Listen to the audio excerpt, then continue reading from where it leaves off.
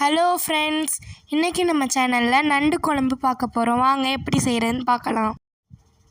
ஒரு கடாயில் எண்ணெய் ஊற்றி சீரகம் வெந்தயம் போட்டு நல்லா பொன்னிறமாக வறுத்து எடுத்துக்கோங்க.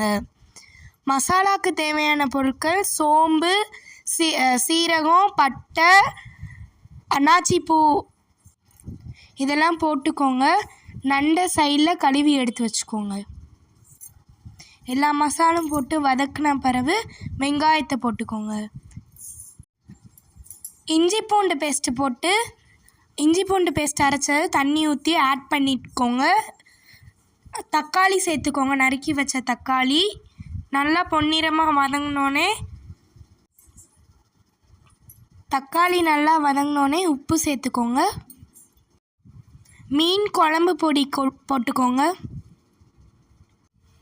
வதக்கி வச்ச மசாலா கூட சைடில் தேங்காய், முந்திரி பருப்பு அரைச்சி வச்சுக்கோங்க. கழுவின நண்டை சேர்த்து அந்த அரைச்ச விழுதை ஊற்றி லிட்டை வச்சு மூடி வச்சுருங்க.